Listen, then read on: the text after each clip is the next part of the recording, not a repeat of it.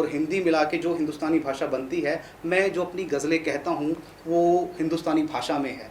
फ़ज़ा में शादमानी आ गई है, मेरे दिल में वो यानी आ गई है, ख़यालों में मिलाया अक्स उसका, वाह, मुझे खुशबू बनानी आ गई है। अरे क्या। नमस्कार दोस्तों, मैं सीमा गुप्ता सुनहरा समाज चैनल की सुनहरी मुलाकात कड़ी में एक बार फिर से आप सबका स्वागत करती हूँ।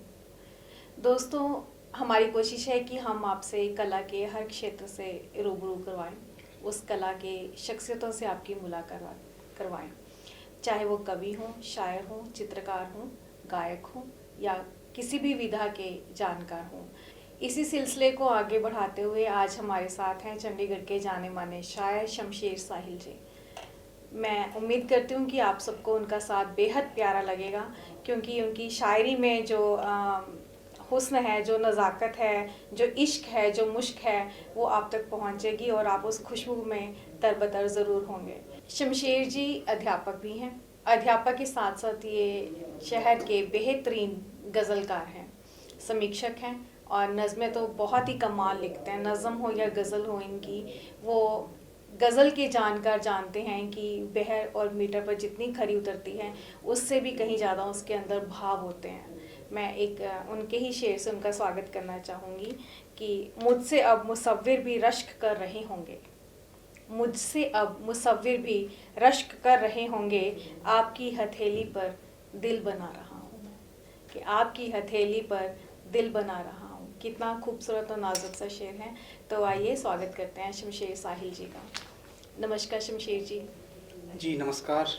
आपके चैनल के सभी दर्शकों को मेरा प्यार भरा आदाब और नमस्कार। मैं अपने दोस्तों को बताना चाहूँगी कि चंडीगढ़ में कारवा साहित्य मंच के शमशेर जी प्रेसिडेंट भी हैं। अपनी देखरेख में, अपनी गाइडेंस में ये कई तरह की गज़ल पर वर्कशॉप्स भी करवा चुके हैं। यहाँ के काफ़ी जो युवक हैं वो शमशेर जी को ज़रूर जानते हैं, क्योंकि इन्होंने गज़ल को इतना आसान बना दिया उन सब के लिए कि वो जहाँ कहीं भी इन्हें देखते हैं तो शमशेर सर कह के वो चीखना शुरू कर देते हैं, और ये मेरी आंखों देखी बात है। कई तरह की गज़ल पर इन्होंने कार्यशालाएं आयोजित की हैं और रेडियो पर तो इनके समय समय पर कार्यक्रम जो हैं वो आते ही रहते हैं।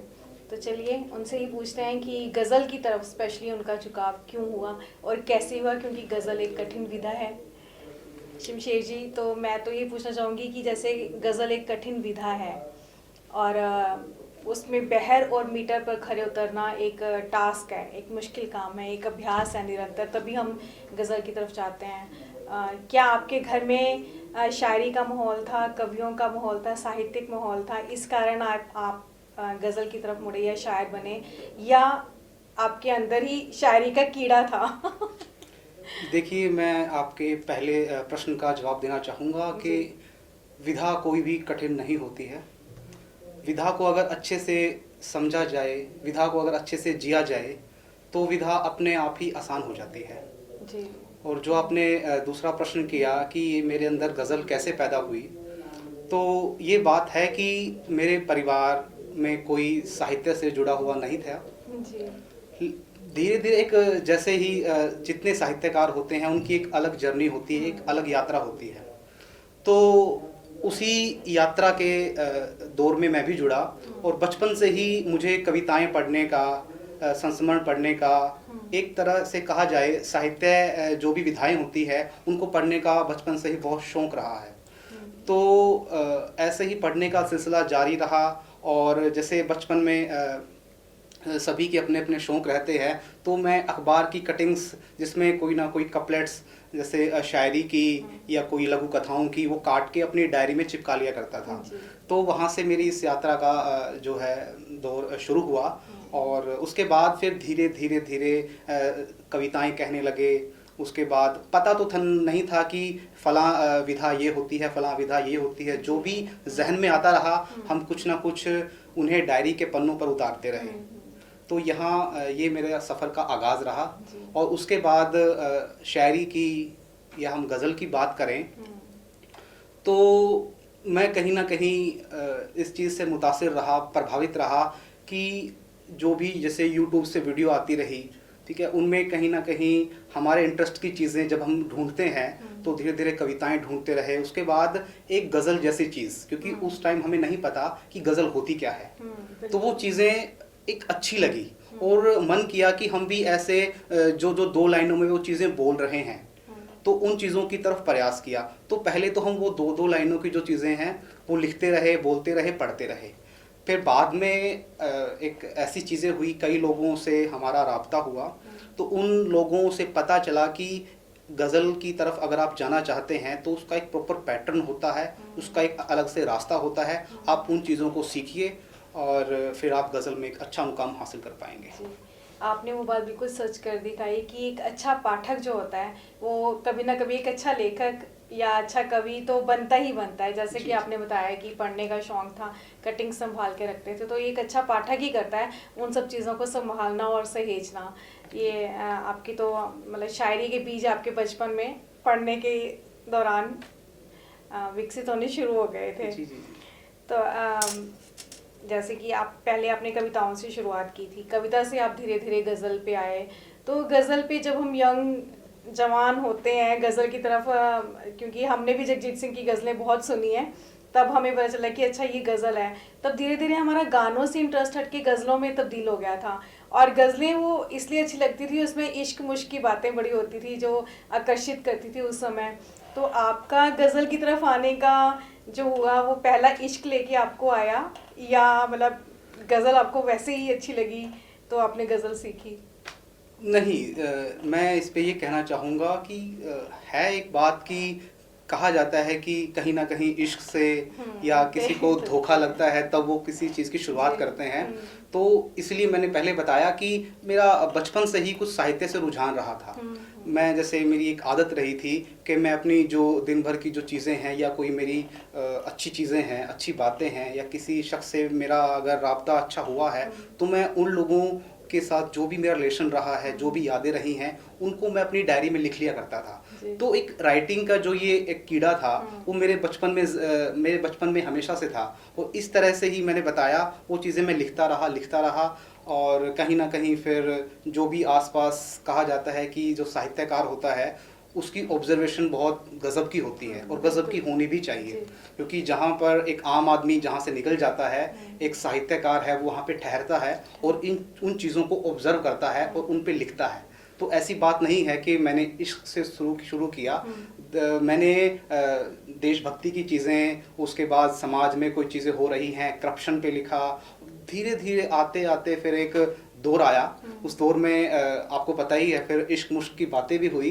तो शमशेर जी, कार्यक्रम की शुरुआत हम आपकी गज़ल या शेर से करना चाहते हैं, तो हमें अपनी लिखी हुई आपकी कोई जो फेवरेट गज़ल है वो सुनाएं। फेवरेट सुनाने से पहले मैं बताना चाहूँगा, हर एक जर्नी में जब चीज़ें शुरू होती हैं तो जैसे आपने बहर के बारे में बात की, तो बहर पहले मैं बेबहर ही लिखता था। उस बेबहर गज़ल का कुछ जो मुझे पहला शेर याद है कि मोहब्बत से अब हम वाबस्ता कहाँ हैं, जब बहारें ही रूठी गुलिस्ता कहाँ है। तो ये बेबहर शेर था, वो मैंने आज तक ऐसे संभाल के रखा है कि कभी ऐसा वक्त आएगा कि मैं अपना आगाज़ देख सकूंगा कि मेरा आगाज़ कहाँ से हुआ था। जी और कमाल का शेर है। वैसे ये जो गज़ल के जानकार हैं वो जानते होंगे कि ये बहर में है या नहीं, लेकिन जी, हमारे जी, लिए बहुत बढ़िया लगा हमें ये शेर। और मैं कुछ लिख के लाया हूँ। जी स्वागत तो है। कि कुछ शेर अभी जो इस दौर में जो चल रहे हैं, जो भी मैंने लिखा है कि किसी तस्बीह किसी कलमे से नहीं जाएगा, किसी तस्बीह किसी कलमे से नहीं जाएगा, दर्द दिल का है दिलासे से नहीं जाएगा। वाह क्या बात है। और दर्द दिल का है, दर्द दिल का है दिलासे से नहीं जाएगा, जब्त करने के जुनू से ना निकल पाया मैं, जब्त करने के जुनू से ना निकल पाया मैं, वो भी गम देने के पेशे से नहीं जाएगा। वाह वाह वाह, वो भी गम देने के पेशे से नहीं जाएगा। वाह जी बहुत खूबसूरत। तो अभी आप सुनाते जाइए, हमें एक दो शेर और सुनाइए। ज़िस्त में ऐसा हम ख्याल आए, ज़िस्त माने ज़िंदगी, कि ज़िस्त में ऐसा हम ख्याल आए, जिसको शायर की देखभाल आए। वाह वाह क्या बात है। हिज्र में इतनी तो सहूलत हो, हिज्र में इतनी तो सहूलत हो, इन दीवारों को बोलचाल आए। वाह वाह, क्या बात कह दी आपने। शमशेर जी, गज़ल एक कठिन विधा है, जैसे कि बहर और मीटर, हमने तो यही सुना है कि इसके ऊपर ही आपकी गज़ल का पैमाना निर्धारित होता है कि मात्रा में है या बहर में है या नहीं। तो आपने इस पर कैसे पकड़ बनाई? जी, ये सच है कि जो गज़ल है, बहर और कोई कठिन चीज़ तो है नहीं, बहर एक शब्दों का संगीत है। अब संगीत है वो जैसे ही हमारे जहन में समा जाता है, वो अपने आप ही गज़ल के रूप में लोगों के सामने आता है और अपनी लेखनी में शामिल हो जाती है। तो जैसे मैंने बताया था कि कई लोगों से मेरा मिलना हुआ जिन्होंने बताया कि गज़ल ऐसे नहीं लिखी जाती है। मुझे एक पूर्ण रूप से कोई गुरु तो मिल नहीं पाया, लेकिन अलग अलग लोगों से राब्ता होने के बाद उन्होंने मुझे थोड़ा थोड़ा सा गाइड करना शुरू किया। कई लोगों से मैंने व्हाट्सअप से बात की, व्हाट्सअप पे उन्होंने बताया कि मात्राएं ऐसी गिनी जाती हैं। फिर किसी लोगों को मैंने ऐसे शेर भेज दिया, क्या ये शेर हो पाया है। इस तरह से मेरा जो आगाज़ है गज़ल के रूप में वो हुआ। और कुछ चीज़ें जो समझ नहीं आती थी गूगल बाबा से पूछ लिया करते थे। जी। तो इस तरह से मेरा सीखने का जो माहौल रहा, सिलसिला रहा, वो कुछ मिला जुला सा रहा। जी। तो आपके फेवरेट शायर कौन रहे हैं? अगर हम पहले पुराने शायरों की बात करते हैं तो आपके फेवरेट शायर कौन रहे हैं? देखिए, फेवरेट शायर वक्त वक्त पर बहुत रहे हैं। जैसे हम वीडियो में सुना करते थे राहत इंदौरी जी को और मुनव्वर राना जी को, उसके बाद फैज़ अहमद फैज़ हैं और अहमद फराज साहब हैं। अहमद फराज साहब का एक शेर कि सिलसिले तोड़ गया वो सभी जाते जाते, सिलसिले तोड़ गया वो सभी जाते जाते, वरना इतने तो मरासिम थे कि आते जाते, आते जाते। वाह। शिकवाए जुल्मते शब से तो कहीं बेहतर था, अपने हिस्से की कोई शमा जलाते जाते। वाह, क्या बात जी। है। तो ऐसे ही इतने इतने इतने अच्छे अच्छे अशार को हम सुनते रहे और उनसे सीखते रहे। तो जब एक आम आदमी किन्हीं चीज़ों को पढ़ता है और एक साहित्यकार जब किन्हीं किताबों को पढ़ता है, तो दोनों का जो पढ़ने का नज़रिया होता है वो अपने आप में मुख्तलिफ होता है, अलग होता है। क्योंकि जब आगाज़ में हम गज़ल सीख रहे थे तो हर शेर को पढ़ते उनके टुकड़े करते, टुकड़े इन द सेंस कि इस शब्द का वज़न क्या होगा, इस शब्द का वज़न क्या होगा, ये किस बहर में है। हमने इस तरह से पढ़ना शुरू किया। जी। तो एक एक गज़ल, दो दो गज़ल, तीन तीन गज़ल, उनको हम अलग अलग करके शब्द दर शब्द उनको हम समझने का प्रयास करते रहे। और जैसा कि माना भी जाता है कि गज़ल में उर्दू जो शब्द हैं वो अपना एक अहम स्थान रखते हैं, अपनी एक अलग जगह है। तो हमारा बैकग्राउंड है हिंदी का रहा है, उर्दू की इतनी समझ नहीं थी, और जब गज़लें पढ़ते थे तो उसमें उर्दू शब्दावली आती थी। और तो इसलिए हमने क्या किया कि जो भी शब्द उसमें कठिन शब्द, मुश्किल शब्द लगा, उर्दू का हमने लिख लिया। जिस भी प्रॉपर एक गज़ल सेलेक्ट की, उसमें जो भी शब्द, जैसे हम बचपन में भी करते हैं, नहीं आया कठिन शब्द, उसको अलग से लिख लेते थे और उनके मानी गूगल से ढूंढते या किसी शख्स से पूछते। तो वो लिखते लिखते मेरे पास करीब 1000-1200 शब्द हो गए। तो उनको मैं पढ़ता रहा दिन रात। जिन चीज़ों को हमें सीखना होता है उन चीज़ों की एक वोकैबुलरी मैंने तैयार कर ली, और वो वोकैबुलरी पढ़ते पढ़ते मेरे जहन में इतनी फिट हो गई कि जब मैं शेर कहता तो वो उसका जो पर्यायवाची होता है वो मेरे जहन में आ जाता और अपने आप ही आना शुरू हो गया। और एक अलग से मिठास जो उर्दू की मानी भी जाती है वो आनी शुरू हो गई। तो उर्दू और हिंदी मिलके कहते हैं कि हिंदुस्तानी भाषा बनती है। तो मैं ये कह सकता हूँ कि उर्दू और हिंदी मिला के जो हिंदुस्तानी भाषा बनती है, मैं जो अपनी गज़लें कहता हूँ वो हिंदुस्तानी भाषा में है, जो एक आम आदमी समझ भी सकता है और उसका लुत्फ़ भी उठा सकता है। बिल्कुल बिल्कुल। तो आप कुछ हमें फिर ज़रूर सुनाइए बीच में अपनी गज़ल के कुछ अशार। तो मेरी गज़ल के कुछ चंद अशार देखिएगा। जी। फ़ज़ा में शादमानी आ गई है, मेरे दिल में वो यानी आ गई है, ख़यालों में मिलाया अक्स उसका, वाह, मुझे खुशबू बनानी आ गई है। अरे क्या बात है। ख़यालों में बनाया अक्स उसका, ख़यालों में मिलाया अक्स उसका, मुझे खुशबू बनानी आ गई है, दोबारा आ गया वो ज़िंदगी में, दोबारा आ गया वो ज़िंदगी में, अंगूठी फिर पुरानी आ गई है। अरे वाह, क्या बात है। दोबारा आ गया वो ज़िंदगी में, अंगूठी फिर पुरानी आ गई है। वाह वाह, बहुत बहुत कमाल। एक शेर देखिएगा, बड़ा संजीदगी से जी, लिखा जी, था कि स्वागत। नहीं महफूज गुड़िया घर में भी अब, अरे वाह, नहीं महफूज गुड़िया घर में भी अब, हम्म, शजर को शाख खानी आ गई है, अरे वाह, क्या बात कह दी शजर आपने। को शाख खानी आ गई आ है। गई है, सही बात, बहुत सही फरमाया आपने तो कि गजल शजर की एक को- खूबसूरती ये भी है कि गजल का हर शेर अपने आप में एक मुकम्मल कविता है। जैसे बिल्कुल, कविता होती है, उसका एक उन्वान होता है, एक टाइटल होता है। जी जी, हम कुदरत पे लिखते हैं, माँ पे लिखते हैं, तो कविता उस सिलसिले पे चलती है। बिल्कुल। तो गजल हमें ये सहूलत देती है कि एक पैटर्न में लिखते हुए उसमें मुख्तलिफ अलग अलग अशार होते हैं, शेर अच्छा, होते हैं।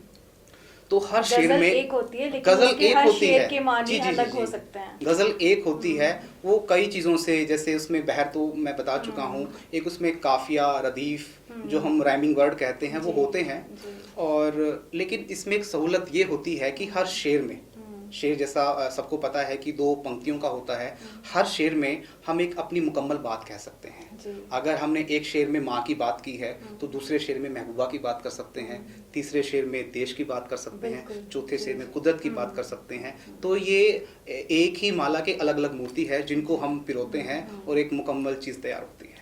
ये आपने बहुत अच्छा बताया कि गजल तो एक होती है, लेकिन उसके जो शेर हैं वो अलग अलग टॉपिक्स पे भी हम हो उस पर लिख सकते सकते हैं। जी। तो मैं चाहूँगी कि हमारे जो सुनने वाले युवा वर्ग है वो गज़ल के बारे में भी जानकारी चाहते हैं, लेकिन उनको बताने वाला कोई नहीं मिलता कि गज़ल एक्चुअल में क्या है, बहर क्या है, मीटर क्या है। आप थोड़ा थोड़ा सा उन्हें समझाइए कि ताकि वो अगर समझना चाहें तो उनके मन में इच्छा जागे, वो इसे मुश्किल ना समझें। थोड़े थोड़े आप अगर पॉइंट्स बता सकें कि जैसे मक्ता, मतला और इन चीज़ों के ऊपर रोशनी। जी ज़रूर। देखिए, वैसे तो कहा जाता है कि गज़ल है, हम किसी को सिखा नहीं सकते हैं, शायरी है, हम किसी को सिखा नहीं सकते हैं, क्योंकि ये एक कुदरत का दिया हुआ एक अनोखा उपहार है, जो हमारे सबकी अपनी अपनी नियति होती है। हर शख्स अपनी नियति के हिसाब से काम करता है, लेकिन अपनी नियति को पहचानना होता है। जी। अब जैसे मैं अपना अनुभव अगर बताऊं तो मुझे अलग अलग प्रोफेशंस में जाने का मौका मिला, लेकिन मैंने टीचिंग को चुना क्योंकि मुझे लग रहा था कि एक टीचिंग ऐसा प्रोफेशन है जिसके साथ साथ मैं साहित्य की सेवा कर पाऊंगा और लिख भी पाऊंगा। तो जैसा आपने सवाल पूछा कि गज़ल के बारे में हम उनकी बारीकियों के बारे में बताएं, तो जो गज़ल है उसमें कम से कम 5 अशार होते हैं। शेर होता है, शेर के जो बहुवचन है उसको बोलते हैं अशार। तो उसमें एक बहर होती है। बहर किस चिड़िया का नाम है? बहर कोई डिफ़िकल्ट चीज़ नहीं है। जैसे हिंदी अगर कविता की बात करें, उसमें एक लयात्मकता होती है जिसको बोला जाता है छंद। अब छंद को ही अगर हम उर्दू में लेके आएँ, वो होती है बहर। जी जी। अब ऐसे ही जब गज़ल का जो पहला शेर होता है, हर शेर में 2 पंक्तियां, उनको बोलते हैं 2 मिसरे। पहला मिसरा उला मिसरा, दूसरा मिसरा सानी मिसरा। तो 2 मिसरे से पहला शेर बनता है, उसको बोलते हैं मतला। मतला यानी किसी चीज की शुरुआत करना। पहला शेर मतला। जी। ऐसे ही बाकी जो शेर हैं उनको हम आम भाषा में शेर ही कहते हैं। और जो गज़ल का आखिरी शेर होता है उसमें शायर अपना उपनाम, जिसको उर्दू में कहते हैं तखल्लुस। जैसे मेरा नाम शमशेर है और जब शायरी में कदम रखा तो मेरा जो तखल्लुस है वो साहिल है, शमशेर साहिल। तो जब भी मैं आखिरी शेर कहूँगा उसमें अपना नाम डालता हूँ, साहिल। और ये कहीं भी नहीं डाल सकता मैं। ये क्यों नहीं डाल सकता? क्योंकि जहाँ पे भी जब मैंने बात की वज़न की, अब पैटर्न होता है। जैसे मान लिया अगर हम डिकोड करें फ़इलातुन। फ़इलातुन क्या है? उर्दू भाषा में बहर में डाला जाता है एक ध्वनि के रूप में। जैसे लघु ध्वनि होती है, दीर्घ ध्वनि होती है, ऐसे ही। तो फ़इलातुन को अगर हम डिकोड करें 2 1 2 2, तो अगर मुझे डालना होगा मेरा नाम तो 2 1 पे नहीं डाल सकता, मैं 2 2 पे डालूंगा, क्योंकि सा हिल 2 2। ये कुछ बारीकियां हैं, हम एकदम से तो नहीं बता पाएंगे। तो अगर आप जो भी इन चीज़ों को सुन रहे हैं, देख रहे हैं, ये आपको सुनने में, देखने में, समझने में मुश्किल लग रही होंगी, लेकिन ये कतई मुश्किल नहीं है। इसका हमने कोर्स भी डिज़ाइन कर रखा है 45 डेज़ का। तो कहने का मतलब है ये बहुत ही आसान तरीके से सीखी जा सकती है। अगर आप सच में इसको सीखना चाहते हैं, समझना चाहते हैं, तो इसको सीखिए, समझिए, आगाज़ कीजिए, कभी घबराइए मत, क्योंकि सबकी जर्नी होती है बिल्कुल बेस से स्टार्ट होती है, लेकिन अगर आप अपना हौसला कायम रखेंगे तो बहुत दूर तक जाएंगे। तो आप ने जैसे कि मैंने दर्शकों को बताया भी है कि ये सिखाते भी हैं, जैसे कि प्रोफेशन से टीचर हैं, तो टीचर तो बिना सिखाए कभी भी रह नहीं पाता। अगर वो घर में तो भी बच्चों को कुछ ना कुछ सिखाने पे लगा रहता है, तो और गज़ल जैसी चीज़ वो ना सिखाए, इससे वो कभी ऐसा हो ही नहीं सकता, वो रोक ही नहीं सकता, अपने आप को रोक नहीं सकता। तो आप गज़ल के ऊपर भी कार्यशालाएँ लेते हैं। तो कोई आपका अनुभव कि आपके पास कोई बच्चा बड़ी ही उससे आया कि हाँ मुझे सीखनी है, लेकिन वो डर के मारे छोड़ गया हो, क्या कभी ऐसा हुआ? हाँ, ऐसा बहुत हुआ है, क्योंकि जब कोविड का पहला दौर आया पिछले साल, तो उससे पहले हमने कार्यशालाएं जो है वर्कशॉप से लगानी शुरू की थी। जैसे हमारा पैक है, इंजीनियरिंग कॉलेज है, उसमें हम हॉल ले लेते थे और लोगों को फ्री ऑफ कॉस्ट ऐड करके बुलाते थे कि ये चीज़ें हैं, हम बता रहे हैं, सीखने का प्रयास कीजिए ताकि साहित्य का प्रचार और प्रसार हो सके। उसके बाद जब कोविड टाइम आया तो लोग सभी अपने घरों में बंद हो गए, लेकिन मेरा था मन के ये चीज़ें ऐसे ही मेरे तक महदूद सीमित ना रहें, ये फैलें, तो उसका मुझे फ़ायदा ही मिला। ये हुआ कि मैं चंडीगढ़ अगर मैं सिखा रहा तो सिर्फ चंडीगढ़ के शहरों को सिखा रहा था, लेकिन जब ऑनलाइन मैंने लिंक क्रिएट किया अलग अलग शहरों में, महाराष्ट्र, गुजरात, तो ऐसे देश के लगभग 20 से 25 राज्यों में वो चीज़ें फैल गई। और जैसे 256 की शायद लिमिट होती थी व्हाट्सएप ग्रुप में, तो वो फुल होने लगे। तो ऐसे कर करके धीरे धीरे लास्ट में कम से कम 100-150 लोग बचते थे, लेकिन वो जो बचते थे वो शिद्दत से सीखते थे, और सीखने के बाद वो बाकायदा हमें फिर बाद में गज़लें भेजते थे कि ये गज़ल लिखी है, और उनको पढ़ने के बाद इतना सुकून मिलता था कि हम साहित्य के लिए कुछ कर पाए। यानी सोशल मीडिया का भी कितना हमें बहुत फ़ायदा हुआ इस बात का कि हम केवल अपने शहर तक सीमित नहीं रहे, हम अलग अलग शहरों से जुड़े, बच्चे हमसे जुड़े, हम उनको और सिखा पाए। तो जिन्होंने सीखना था वो रह जाते हैं, और जो डर के भाग जाते हैं वो तो फिर भाग ही जाते हैं। जी, तो अभी आपसे बातचीत के दौरान में कि आपने अपना तखल्लुस साहिल ही क्यों रखा, शमशेर साहिल? जी जी, साहिल एक्चुअली ऐसे है कि घर में कई शख्स हैं मुझे साहिल के नाम से ही बुलाते थे। होता है ना कि बचपन में जब आपका नाम रखा जाता है तो कहीं ना कहीं सब में द्वंद्व होता है, ये नाम रखा जाए, ये नाम रखा जाए। तो साहिल मुझे बोलते थे, तो इस तरह से मुझे लगा कि इसका वज़न भी गज़ल के हिसाब से है, तो मैं अलग से तखल्लुस क्यों रखूं। और साहिल में कहीं ना कहीं एक किनारा, कहते हैं किनारा, तो हम लोगों को किनारे पे लाने के लिए कोशिश भी करते रहे, किनारे पे खड़े होके। और जी जी जी, बेशक किनारा भी हो गया। और आपने जो दो नाम रखना चाहते थे, घर के दो लोग, आपने दोनों का झगड़ा भी सुलझा दिया कि शमशेर भी हो गया और साहिल भी हो गया। जी जी जी। तो आपने तो बहुत ही नेक काम किया है कि घर का झगड़ा घर में ही सुलझ गया। साहिल जी, मैं तो आपको अब साहिल ही कहूँगी, निकनेम है, और है भी बड़ा प्यारा, उर्दू का लफ्ज़ भी है इसमें। कि उर्दू गज़ल सीखने के लिए क्या उर्दू की लिपि का ज्ञान होना ज़रूरी है? मतलब कि उर्दू लिखनी भी आनी चाहिए, क्या ये ज़रूरी है? देखिए, इस मसले पर सभी के अपने अपने विचार हो सकते हैं। मैं अगर हम उर्दू गज़लकार और गज़लकार में फ़र्क होता है मेरे ख़्याल से, क्योंकि अब जब गज़ल है, गज़ल किसी भी विधा को, पहली बात तो भाषा में नहीं बांधा जा सकता। पंजाबी गज़लें, मैथिली की गज़लें, हिंदी गज़लें, हिंदुस्तानी भाषा की गज़लें, तो वो जब लिखी जाती हैं तो उसमें अपने हर भाषा के अपने शब्द होते हैं। तो ये ज़रूरी नहीं है कि उर्दू भाषा को सीखा जाए। हाँ, अगर आपको उर्दू भाषा के उसमें लफ्ज़ डालने हैं, अल्फाज पिरोने हैं, तो बेहतर होगा आप उर्दू स्क्रिप्ट को सीख लें, क्योंकि उर्दू स्क्रिप्ट को सीखने के बाद आप उस शब्द के मानी अच्छे से समझ पाएंगे, और गज़ल में आने के बाद उन लोगों को, जिन लोगों तक गज़ल पहुंचती है, उनको अच्छे से मुतासिर कर पाएगी, प्रभावित कर पाएगी। लेकिन ये शर्त नहीं है, ये शर्त नहीं है। हाँ, अगर हम एक अच्छा, हमारे पास एग्जाम्पल है दुष्यंत कुमार जी का, उन्होंने अपनी जो गज़लें हैं वो हिंदी लिपि में ही लिखी, और उसमें उर्दू के कोई कठिन जो लफ्ज़ हैं नहीं डाले, और वो लोगों तक पहुँचे भी। उनका जैसे एक शेर है कि पीर पर्वत सी पिघलनी चाहिए, तो ये जो उनकी गज़ल है ये हिंदी भाषा में है, और हिंदी भाषा सब तक पहुंची भी। तो ऐसा नहीं है कि उर्दू भाषा या कोई भी भाषा हम सीखे ना सीखे, इस पे तो कोई बहस है नहीं, क्योंकि भाषा अगर हम सीखेंगे तो उसमें अपना बेटर कर पाएंगे। लेकिन गज़ल सीखने की कोई शर्त नहीं है कि आप उर्दू भी सीखें। जी।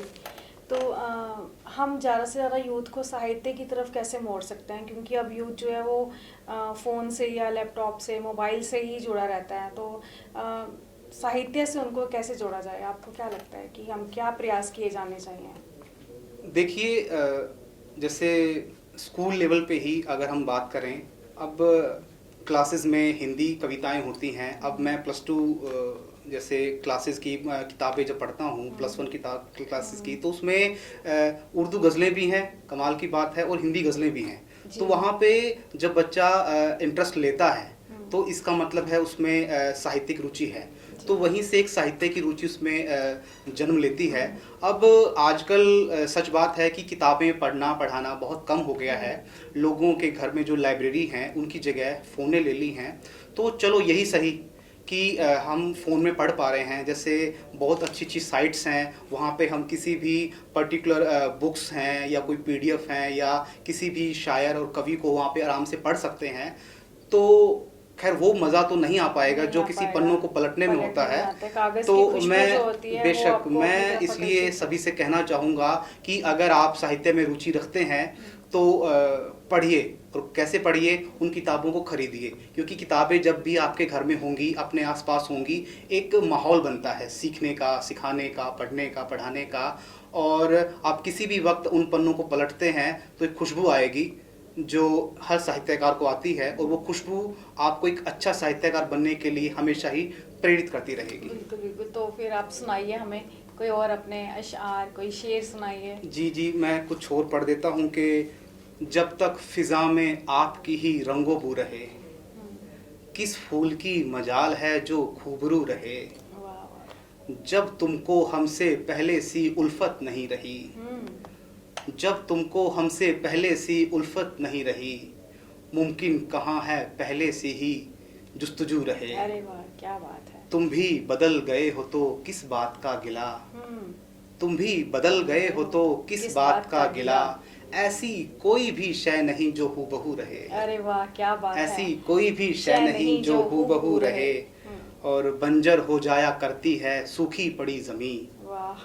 आँखों में या तो अश्क हो या फिर लहू रहे। अरे वाह, क्या बात कह दी आपने कि आंखों में या तो अश्क हो या फिर लहू रहे। लहू रहे। शमशेर जी, क्या आगे बढ़ने के लिए गॉडफादर का होना ज़रूरी है? नहीं, मैं नहीं मानता कि किसी गॉडफादर की ज़रूरत होती है।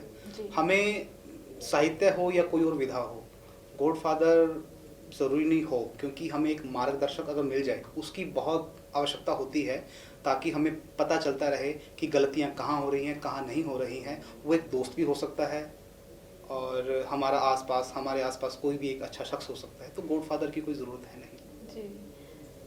और आपको भी हाल ही में आपकी शादी भी हुई है जी, उसके लिए आपको बहुत बहुत बधाई जी। बहुत बहुत शुक्रिया। तो मन में एक प्रश्न था कि आपने अपनी वाइफ को कैसे रिझाया, कैसे इम्प्रेस किया, गजल से इम्प्रेस किया, और कौन सा आपने गजल सुनाई थी या कौन सा शेर सुनाया? शादी से पहले मेरी बस एक शर्त थी, यही है कि मैं शायर हूँ। ठीक है, अगर मुझको झेल सको तो हाँ कर दीजिएगा, पहली मेरी यही शर्त थी। तो उन्होंने कहा ये तो और अच्छी बात है, क्योंकि तारीफ़ें सुनना तो सबको पसंद होता है, और शायरी में तारीफ ना हो ये तो हो नहीं सकता।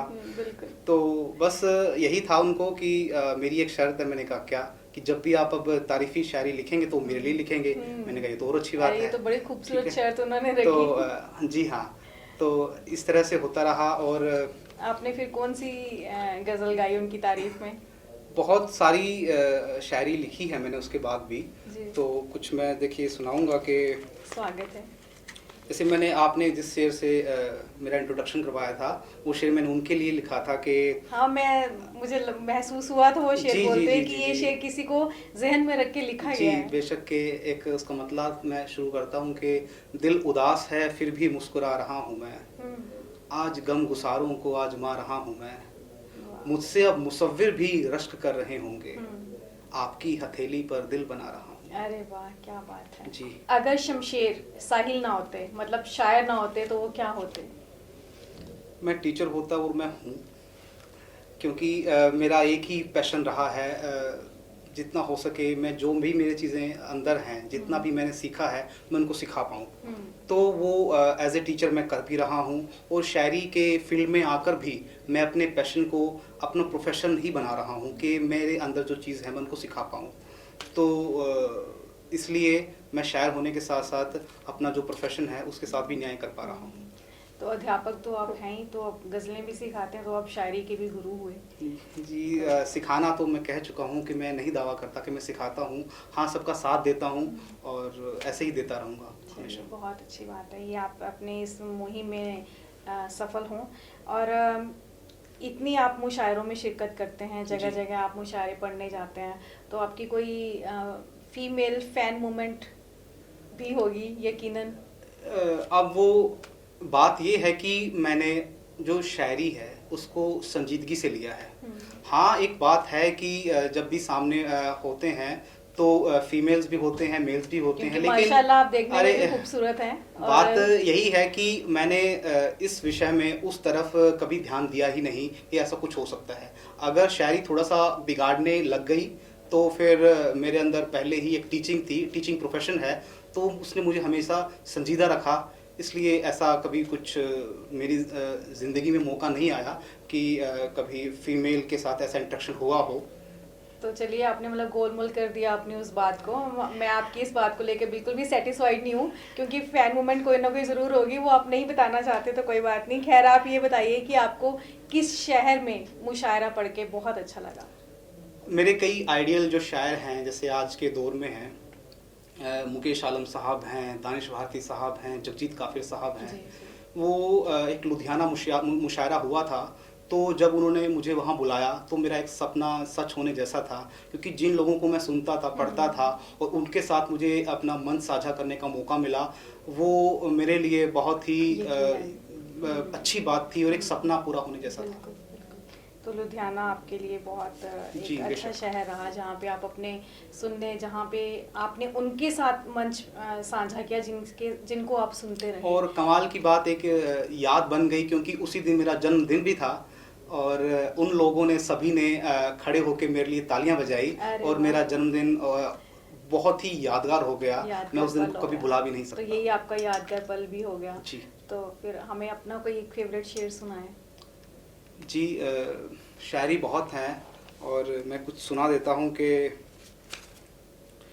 इश्क किस तरह करूँ मैं भी ज़माने वाला, मैं अकेला हूँ मेरे घर में कमाने वाला। ये आप फीमेल फैन मूवमेंट की बात कर रहे थे, तो ये शेर, इश्क किस तरह करूँ मैं भी ज़माने वाला, मैं अकेला हूँ मेरे घर में कमाने वाला, राब्ता रखना है तो ज़रा गौर से सुन, मैं तेरे काम कभी भी नहीं आने वाला। अरे वाह वाह वाह, क्या बात। और ये नए गम तो असर ही नहीं करते साईं, गम वही चाहिए हाँ वही पुराने वाला। वाह वाह, क्या बात है। और शेर देखिएगा मुकर्रर कि ये नए गम तो असर ही नहीं करते साईं, गम वही चाहिए हाँ वही पुराने वाला। और एक शेर देखिएगा कि पहले तो इश्क किया फिर तेरी उम्मीद भी की, पहले तो इश्क किया फिर तेरी उम्मीद भी की, एक भी काम नहीं मेरा से आने वाला। अरे वाह, क्या बात है। एक भी काम नहीं मेरा से आने वाला। वाह, बहुत बहुत खूबसूरत शायरी आपने की, ये सच्चाई बयान की आपने। और आपने, आपके बारे में जितना मैं जानती हूँ कि मैंने यही समझा कि आप एक बहुत मेहनती और घर से ज़मीन से जुड़े हुए इंसान हैं, जो कि आपने खुद तो आप एक अच्छी जगह मुकाम पर पहुँचे ही हैं। आपने अपने घर परिवार को, अपने बहनों, अपने भाइयों को भी एक अच्छे मुकाम पर पहुंचाया, तो इसके लिए आपको बहुत बहुत बधाई है। आपका बहुत कि आप एक जुझारू प्रवृत्ति के इंसान हैं और एक बार बहुत ही नेक दिल और खुश मिजाज और मेहनती हैं, जो अपने प्रोफेशन के साथ भी मैं अपनी पूरी मेहनत के साथ, लगन के साथ जुड़े हुए हैं। और ये जो आप शायरी में कर रहे हो, तो इसके लिए प्रति भी आप बहुत ईमानदार हैं। शमशेर साहिल जी, आप हमारे स्टूडियो में आए और हमसे इतनी ज़्यादा अपने प्रोफेशन को लेके भी, गज़ल को लेके भी, शायरी को लेके आपने इतनी खूबसूरत बातें हमसे शेयर की और बताया कि गज़ल क्या होती है, कैसे लिखी जानी चाहिए, बहर मीटर चाहे थोड़ा थोड़ा भी, लेकिन हमारे सुनने वालों को थोड़ा उसमें इंटरेस्ट जगा होगा, और जो सीरियसली जानना चाहेंगे वो गज़ल को जानने की कोशिश करेंगे। तो आपका बहुत बहुत शुक्रिया कि आपने व्यस्त समय में से हमारे लिए समय निकाला और इतनी खूबसूरत बातचीत की, इतने सुंदर हमें शेर सुनाए, गज़लें सुनाई। तो एक बार फिर से आपका धन्यवाद। फिर मिलेंगे हम किसी दिन किसी और एक लंबी मुलाकात के लिए। आपका बहुत बहुत धन्यवाद। मैं भी आपका बहुत तहे दिल से आभार व्यक्त करता हूँ कि आपने मुझे इस काबिल समझा कि मैं आपसे रूबरू हो सकूँ और आपके दर्शकों को कुछ बता सकूँ। तो अंत में मैं भी तहे दिल से आपके चैनल का, आपके दर्शकों का शुक्रगुजार हूँ। धन्यवाद। और हमें चलते चलते कुछ अपने शेर सुनाते चलिए। हजारों गम है दिल में, गम छिपाकर शेर कहता हूँ, इसी पत्थर को एक चेहरा लगाकर शेर कहता हूँ। वाह। निकाले जा चुके नाकाम कहकर जो कहानी से, हम्म। कहानी में वही किरदार लाकर शेर कहता अरे हूँ। वाह, क्या बात। किसी भी शेर से पहले नहीं किस्से सुनाता मैं सीधे शेर पर आता हूँ, आकर शेर कहता हूँ। वो जब नाराज होती है मैं ज्यादा कुछ नहीं करता। हम्म। इशारा समझिएगा ये किसके लिए है। जी जी। वो जब नाराज होती है मैं ज्यादा कुछ नहीं करता, बस उसके हाथ का कंगन घुमाकर शेर कहता हूँ। वाह, क्या बात बस है, उसके क्या हाथ बात का है। कंगन घुमाकर शेर कहता हूँ। वाह बहुत वाह बहुत वाह, शुक्रिया। बहुत बहुत धन्यवाद आपका साहिल जी। तो दोस्तों, हमने मुलाकात की शमशेर साहिल जी से, एक बेहतरीन इंसान, खुशमिजाज, नेक दिल और बहुत ही ज़हीन शख्सियत के मालिक और उतने ही खूबसूरत शायर। तो अगली बार फिर मिलेंगे हम किसी नए आर्टिस्ट के साथ, नए कलाकार, नए लेखक के साथ। तब तक के लिए सीमा गुप्ता को विदा दीजिए और सुनहरा समाज चैनल को लाइक एंड सब्सक्राइब कीजिए। धन्यवाद।